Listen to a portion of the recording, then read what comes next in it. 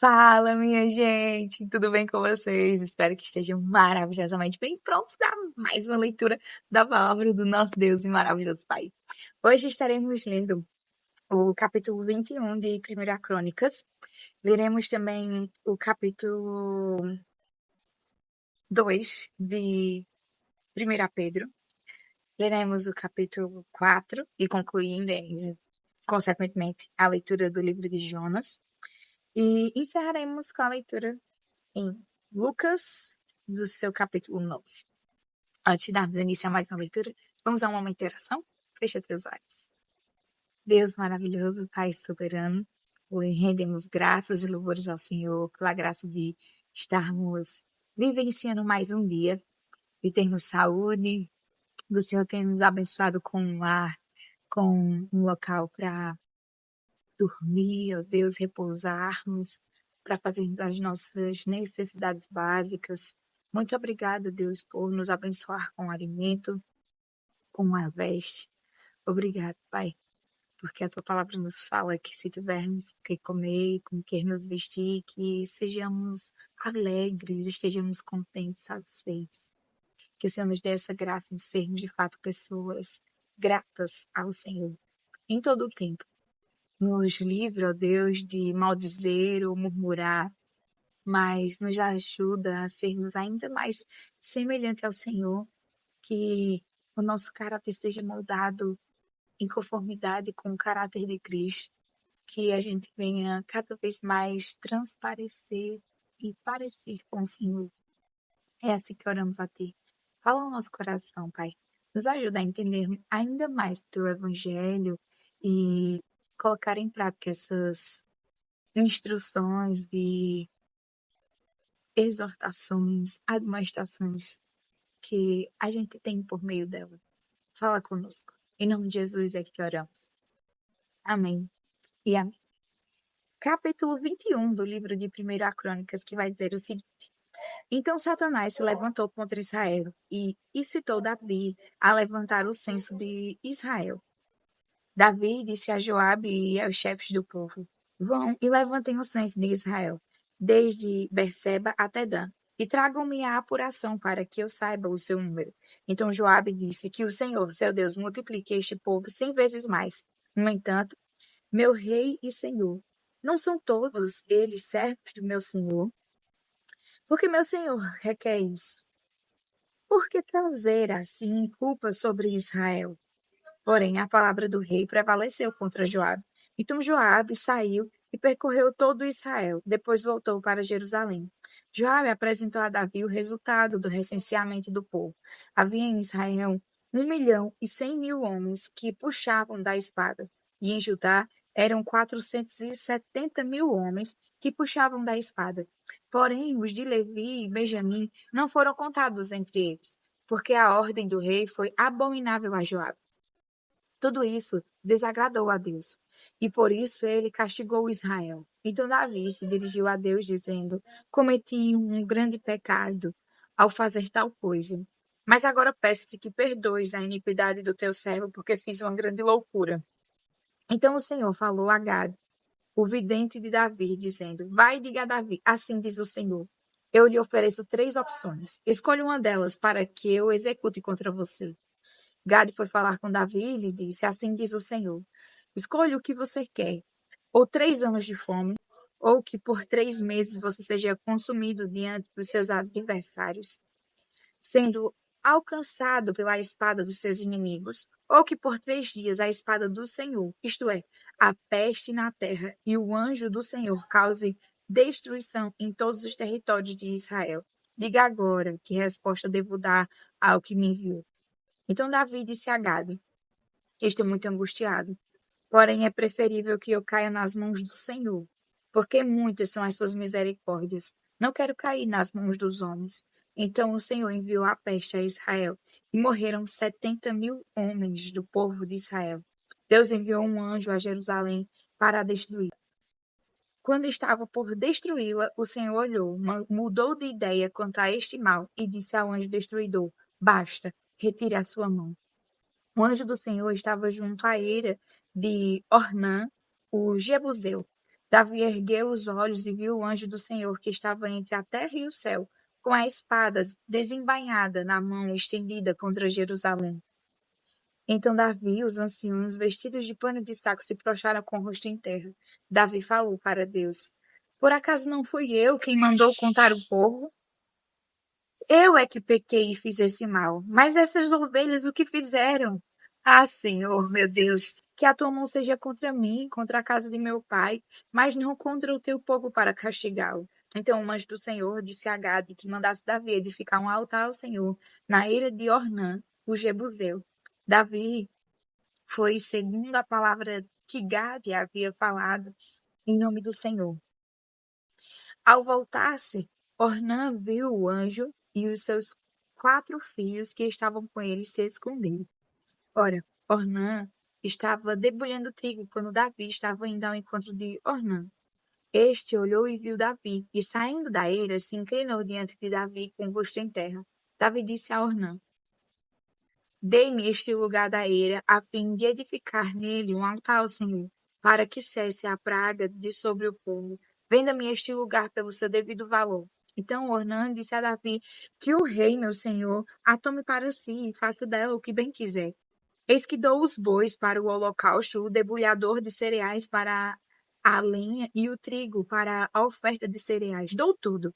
Porém, o rei Davi disse a Ornã: Não, eu vou comprar pelo seu inteiro valor, porque não tomarei o que é seu para dar ao Senhor, nem oferecerei holocausto que não me custe nada. Davi pagou a Ornã por aquele lugar 7,2 quilos de ouro.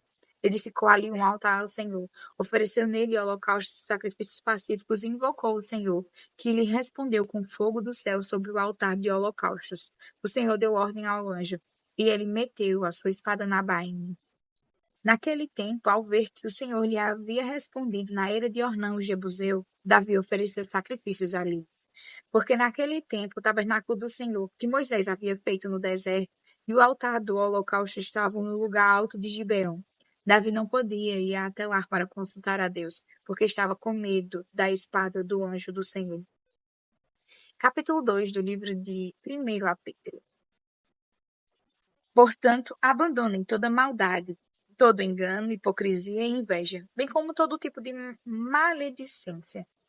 Como crianças recém-nascidas, desejem o genuíno leite espiritual para que por ele lhes seja dado crescimento para a salvação. Se é que vocês já têm a experiência de que o Senhor é bondoso.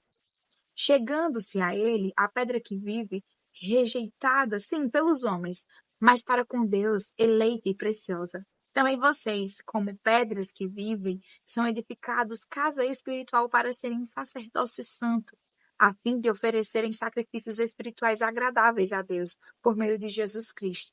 Pois isso está na Escritura. Eis que ponho em Sião uma pedra angular, eleita e preciosa, e quem nela crer não será envergonhado. Portanto, para vocês, os que creem, esta pedra é preciosa, mas para os descrentes, a pedra que os construtores rejeitaram, essa veio a ser a pedra angular. E pedra de tropeço e rocha de ofensa. São estes que tropeçam na palavra, sendo desobedientes para o que também foram destinados. Vocês, porém, são uma geração eleita, sacerdócio real, nação santa, povo de propriedade exclusiva de Deus, a fim de proclamar as virtudes daquele que os chamou das trevas para a sua maravilhosa luz.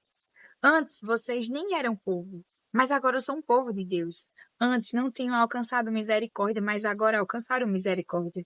Amados, peço a vocês, como peregrinos e forasteiros que são, que se abstenham das paixões carnais que fazem guerra contra a alma, tendo conduta exemplar no meio dos gentios, para que quando eles os acusarem de malfeitores, observando as boas obras que vocês praticam, glorifiquem a Deus no dia da visitação. Por causa do Senhor, estejam sujeitos a toda instituição humana, quer seja ao rei como soberano, quer seja às autoridades como enviadas por ele, tanto para castigo dos malfeitores como para louvor dos que praticam o bem. Porque assim é a vontade de Deus, que pela prática do bem vocês silenciem a ignorância dos insensatos. Como pessoas livres que são, não usem a liberdade como desculpa para fazer o mal. Pelo contrário, vivam como servos de Deus. Tratem todos com honra. Amem os irmãos da fé. Temam a Deus e honrem o Rei. Servos, sejam obedientes ao Senhor de vocês com todo o temor, e não somente se ele for bom e cordial, mas também se for mau. Porque isto é agradável a Deus, que alguém suporte tristezas, sofrendo injustamente por motivo de sua consciência para com Deus. Pois que glória há se, pecando e sendo castigados por isso, vocês o suportam com paciência? Se, entretanto, quando praticam o bem, vocês são igualmente afligidos e suportam com paciência, isso é agradável a Deus. Porque para isto mesmo vocês foram chamados, pois também Cristo sofreu no lugar de vocês, deixando exemplo para que vocês sigam os seus passos. Ele não cometeu pecado, nem foi encontrado engano em sua boca. Pois ele, quando insultado, não revidava com insultos. Quando maltratado, não fazia ameaças, mas se entregava àquele que julga retamente, carregando ele mesmo em seu corpo, sobre o madeiro, os nossos pecados, para que nós, mortos para os pecados, vivamos para a justiça.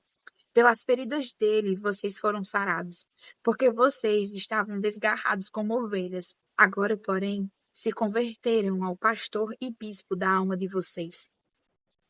Capítulo 4 do livro de Jonas. Mas Jonas ficou muito aborrecido e com raiva. Ele orou ao Senhor e disse: Senhor, não foi isso que eu disse, estando ainda na minha terra?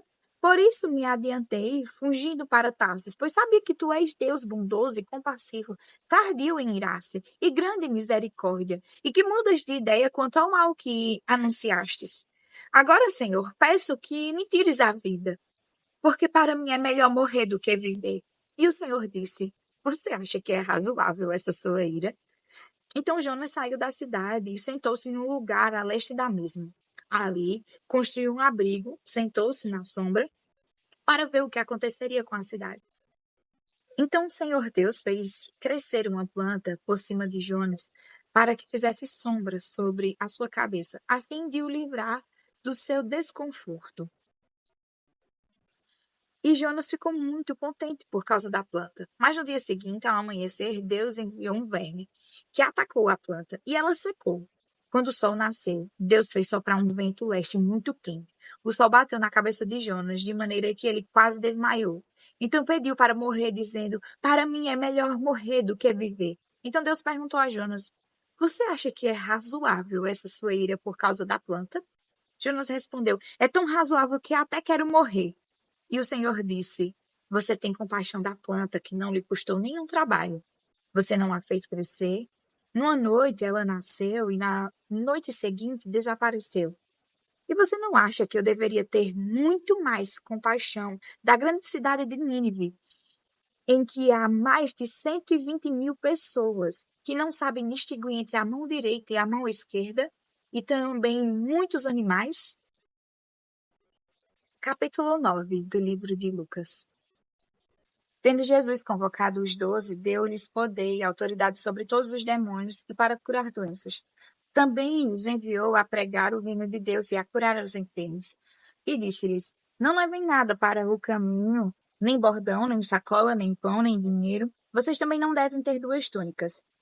Na casa em que vocês entrarem, fiquem ali até saírem daquele lugar. E onde quer que não receberem vocês, ao saírem daquela cidade, sacudam o pó dos pés em testemunho contra eles. Então, saindo, percorriam todas as aldeias, anunciando o evangelho e fazendo curas por toda parte. Ora, o tetrarca Herodes soube de tudo o que se passava e ficou perplexo, porque alguns diziam: João ressuscitou dentre os mortos. Outros diziam: Elias apareceu. E ainda outros diziam: Um dos antigos profetas ressuscitou. Herodes, porém, disse: Eu mandei decapitar João. Quem então é este a respeito do qual tenho ouvido tais coisas? E se esforçava para vê-lo. Ao regressarem, os apóstolos relataram a Jesus tudo o que tinham feito. Ele, levando-os consigo, retirou-se à parte para uma cidade chamada Betsaida. Mas as multidões souberam disso e o seguiram. Acolhendo-as, Jesus lhes falava a respeito do reino de Deus e socorria os que tinham necessidade de cura. Mas o dia estava chegando ao fim. Então os 12 se aproximaram de Jesus e disseram: Despeça a multidão para que, indo às aldeias e campos ao redor, se hospedem e encontrem alimento, pois estamos aqui em lugar deserto. Jesus, porém, lhes disse: Deem vocês mesmos de comer a eles. Os discípulos responderam: Não temos mais que 5 pães e 2 peixes, a não ser que nós mesmos vamos e compremos comida para todo este povo. Porque estavam ali cerca de 5.000 homens. Então Jesus disse aos seus discípulos: Façam com que se assentem em grupos de 50. Eles atenderam, fazendo com que todos se assentassem. E Jesus, pegando os 5 pães e os 2 peixes, erguendo os olhos para o céu, os abençoou, partiu e deu aos discípulos para que os distribuíssem entre o povo. Todos comeram e se fartaram. E dos pedaços que sobraram foram recolhidos 12 cestos.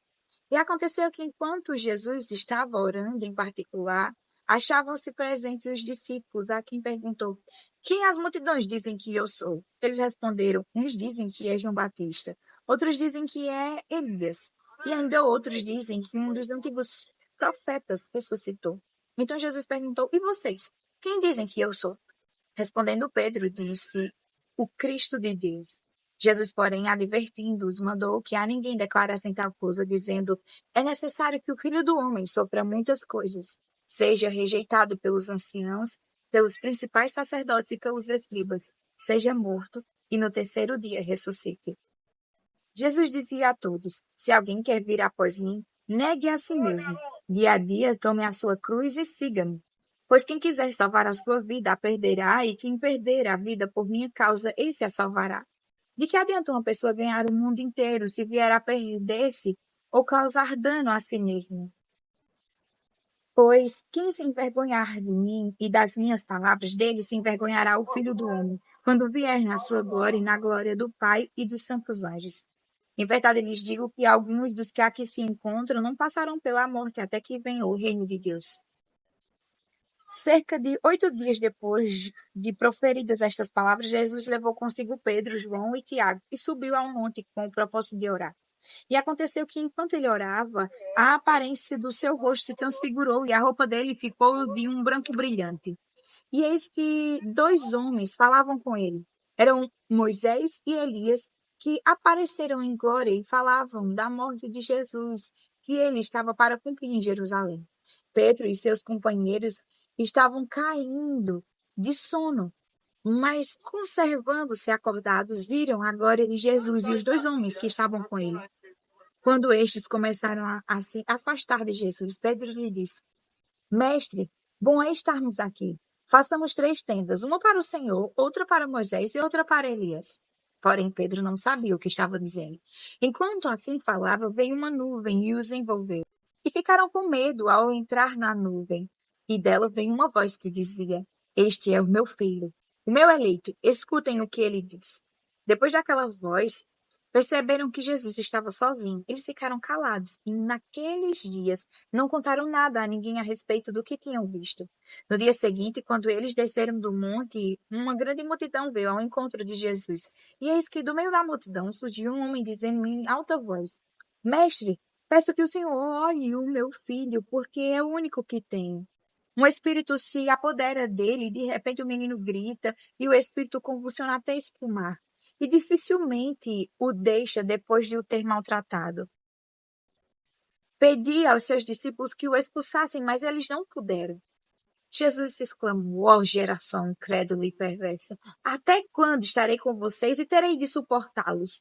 Traga o seu filho aqui. Quando o menino estava se aproximando, o demônio o atirou no chão e o convulsionou, mas Jesus repreendeu o espírito imundo, curou o menino e o entregou ao Pai. E todos ficaram maravilhados com a majestade de Deus. Como todos estavam admirados com tudo que Jesus fazia, ele disse aos seus discípulos: Prestem bem atenção nas seguintes palavras: O Filho do Homem está para ser entregue nas mãos dos homens. Eles, porém, não entendiam isso e lhes foi encoberto para que não o compreendessem. E temiam fazer perguntas a Jesus a respeito deste assunto. Surgiu entre os discípulos uma discussão sobre qual deles seria o maior. Mas Jesus, sabendo o que se passava no coração deles, pegou uma criança, colocou-a junto de si e lhes disse: Quem receber esta criança em meu nome é a mim que recebe, e quem receber a mim recebe aquele que me enviou. Porque aquele que for o menor de todos entre vocês, esse é que é grande. João tomou a palavra e disse: Mestre, vimos certo homem que expulsava demônios em seu nome. Mas nós o proibimos de fazer isso porque não segue conosco. Mas Jesus lhe disse: Não proíbam, pois quem não é contra vocês é a favor de vocês. E aconteceu que, ao se completarem os dias em que seria elevado ao céu, Jesus manifestou no semblante a firme resolução de ir para Jerusalém. E enviou mensageiros que fossem na frente. E indo eles, entraram numa aldeia de samaritanos para lhes preparar pousada. Mas não o receberam, porque o aspecto dele era de quem decisivamente ia para Jerusalém. Vendo isto, os discípulos Tiago e João perguntaram: Senhor, quer que mandemos descer fogo do céu para os consumir? Mas Jesus, voltando-se, os repreendeu e seguiram para outra aldeia. Enquanto seguiam pelo caminho, alguém disse a Jesus: Vou segui-lo para onde quer que o Senhor for. Mas Jesus respondeu: As raposas têm as suas tocas, e as aves do céu têm os seus ninhos, mas o Filho do Homem não tem onde reclinar a cabeça. A outro Jesus disse: Siga-me. Mas ele respondeu: Senhor, deixe-me ir primeiro sepultar o meu pai. Mas Jesus insistiu: Deixe que os mortos sepultem os seus mortos. Você, porém, vá e anuncie o reino de Deus. Outro lhe disse: Senhor, quero segui-lo, mas permita que antes disso eu me despeça das pessoas da minha casa. Mas Jesus lhe respondeu: Ninguém que põe a mão no arado e olha para trás é apto para o reino de Deus. Amém. Até amanhã, para mais uma leitura da palavra do Senhor. Fiquem com Deus.